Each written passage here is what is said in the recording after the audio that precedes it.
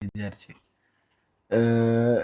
ഇതിപ്പം ഷെമിൻ്റെ അവസ്ഥനെ കുറിച്ച് ഞാൻ പറയുന്നതിനെക്കാട്ടിലും കൂടുതൽ ചിലപ്പം ഒരു കുഞ്ഞ് ഇല്ലാതായ ഒരു ഉമ്മൻ്റെ അവസ്ഥ എന്താണെന്ന് നിങ്ങൾക്ക് ഊഹിക്കാൻ പറ്റുന്ന കാര്യമുള്ളൂ. പക്ഷെ എന്നാലും കുറേ ആൾക്കാർ മെസ്സേജിലൂടെ ചോദിക്കുന്നുണ്ട്, എന്താണ് ഓക്കെ ആണോ അങ്ങനെയൊക്കെ ചോദിക്കുന്നുണ്ട്. അപ്പോൾ എനിക്ക് അങ്ങനെ റീപ്ലൈ കൊടുക്കാനും തന്നെ ഷെമിൻ്റെ ഏകദേശം കാര്യങ്ങളൊക്കെ ഡൗൺ ആയിക്കും. ഷെമി മൊത്തത്തിൽ ഡൗൺ ആയിക്കണേ.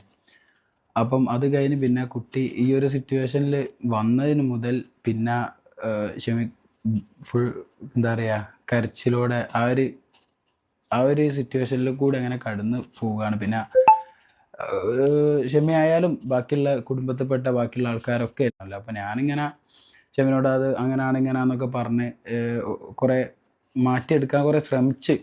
എന്നാലും എങ്ങനെയൊക്കെ മാറ്റിയെടുക്കാൻ ശ്രമിച്ചാലും ഒരു ഉമ്മത്താരം അങ്ങനെയാണല്ലോ, ഒന്നുകൂടിയും ഒരു ഉറപ്പ് ആണുങ്ങൾക്കാണെന്നുള്ളതാണല്ലോ. അപ്പം ഷെമിൻ്റെ കാര്യങ്ങളൊക്കെ ഞാൻ കുറേയൊക്കെ കാര്യങ്ങൾ പറഞ്ഞ്, അപ്പോൾ ഞാൻ അങ്ങനെ പറഞ്ഞു കൊടുക്കുന്ന സമയത്ത് ഓക്കെ ആവും. പക്ഷെ എന്നാലും ഒരു 10 മിനിറ്റ് കഴിയുമ്പോഴേക്കും പിന്നെ ഈ ഒരു മൈൻഡിലേക്ക് തന്നെ പോകും. പിന്നെയെന്ന് വെച്ച് കഴിഞ്ഞാൽ ഇപ്പം ഷെമിക്ക് ഈ ഡോറടിച്ചിട്ടൊക്കെ ഇങ്ങനെ നിൽക്കുന്ന വരെ ഭയങ്കര പേടിയാണ്. ഡോറടിച്ച് നിൽക്കാൻ, ജനൽ വരെ തുറന്നിട്ട് മൊത്തം ഓപ്പൺ സ്പേസിൽ നിൽക്കാനാണ് ഇപ്പോൾ ഷെമിക്ക് ഇഷ്ടം. കാരണം ഇങ്ങനെ സത്യം പറയുകയാണെങ്കിൽ വിഷമമില്ലാത്ത ഒന്നും അല്ല, നമുക്കുണ്ട്. പക്ഷേ നമ്മൾ അങ്ങനെ വിഷമിച്ച് കഴിഞ്ഞാൽ നമ്മുടെ കുടുംബത്തിന് നമ്മളല്ല നോക്കേണ്ടത്. നമുക്ക് ഇവരെ പോലെ അങ്ങനെ കരഞ്ഞ് വീട്ടിലിരുന്ന് കഴിഞ്ഞാൽ പിന്നെ എവിടെ എത്തിക്കാൻ പറ്റൂലല്ലോ. അപ്പം സത്യം പറയുകയാണെങ്കിൽ ഇതാണിപ്പോൾ നിലവിലത്തെ അവസ്ഥകൾ. ചില ആൾക്കാർ വന്നിട്ട് ഏജിൻ്റെ കാര്യങ്ങളും പറയും, ഏജ് ഉള്ളത് കൊണ്ടാണ് ഇങ്ങനെ സംഭവിച്ചത്. ചിലപ്പോൾ അല്ലാന്ന് ഞാൻ പറയില്ല, ആണെന്ന് ഞാൻ പറയില്ല. ഞാൻ മനസ്സിലാക്കിയെടുത്തോളം ഞാൻ ഷെമിൻ്റെ അടുത്തും പറഞ്ഞതാണ്, ഇപ്പം നമ്മളെ ലൈഫിൽ എന്ത് സംഭവിക്കും എന്നുള്ളത് നമുക്കൊന്നും മുൻകൂട്ടി അതൊരു കാരണം, ഒരു സാധ്യത മാത്രമേ പറയാൻ പറ്റൂ. അതല്ലാതെ അതാണ് ഇതിൻ്റെ കാരണം എന്ന് പറയാൻ പറ്റില്ല. അപ്പം അങ്ങനെയൊക്കെ പറഞ്ഞാണ്ട് സമാധാനിപ്പിക്കുകയാണ്. അപ്പോൾ ഈ ഒരു കുറ്റബോധം ശരിക്കും പറയുകയാണെങ്കിൽ ഷെമീനപ്പോൾ നല്ലോണം എടുങ്ങാറാക്കുന്നുണ്ട്. ഈ ഒരു ഏജിൽ ഉള്ള ഒരു സംഭവം നടക്കുന്നുണ്ട്. അപ്പോൾ ഇതിൽ വലിയൊരു ഷെമിനെ കുറ്റപ്പെടുത്തുന്നതിൽ ചില ആൾക്കാർ കുറ്റപ്പെടുത്തുമ്പോലുള്ള സംസാരങ്ങളും അവിടെ നിന്നൊക്കെ ഉണ്ടാവും. അപ്പോൾ ഞാൻ പറയും, ഇനി അങ്ങനെ ചിന്തിക്കേണ്ട. കാരണം ഇപ്പോൾ ഓൾറെഡി മൈൻഡ് പോയിട്ട് ഒരു ഞാൻ കാരണമാണല്ലേ ആ ഒരു തോന്നൽ ഷെമിക്ക് ഇങ്ങനെ വന്നുകൊണ്ടിരിക്കും. അത് അതിന് ഉടനെ തന്നെ ഗർഭം ധരിക്കുന്ന ആൾക്കാരിലും ഇത് കാണുന്നുണ്ട്. ഇപ്പം എനിക്കായാലും ഇപ്പോഴല്ല വന്നത്. അപ്പം അങ്ങനെയൊക്കെ പറഞ്ഞ് സമാധാനിപ്പിക്കുകയാണ്. അപ്പം അത് ഏജിൻ്റെത് ഈ ഒരു സാധ്യത ഉണ്ടെങ്കിലും ഞാൻ മനസ്സിലാക്കിയെടുത്തോളം അതാണ് കാരണം എന്നൊന്നും നമുക്ക് പറയാൻ പറ്റൂല. അത് പിന്നൊരു കാര്യം, നമ്മളെ ലൈഫിൽ എന്തൊക്കെ നടക്കണം എന്നുള്ളത് പഠിച്ചാൽ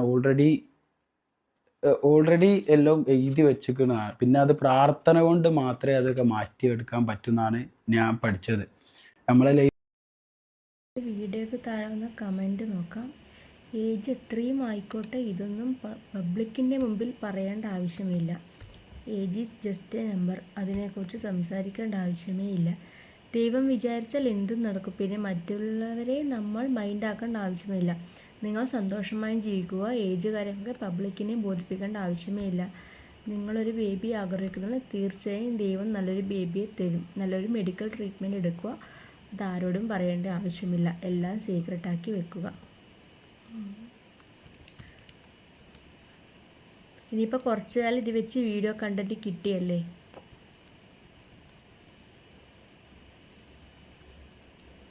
35-ന് ശേഷം പ്രസവിച്ചവർക്ക് ഒരു പ്രശ്നവുമില്ല. അതൊക്കെ വെറുതെയാണ്. 42-ാം വയസ്സിൽ ആരോഗ്യത്തിൽ പ്രസവിച്ചവരുണ്ട്.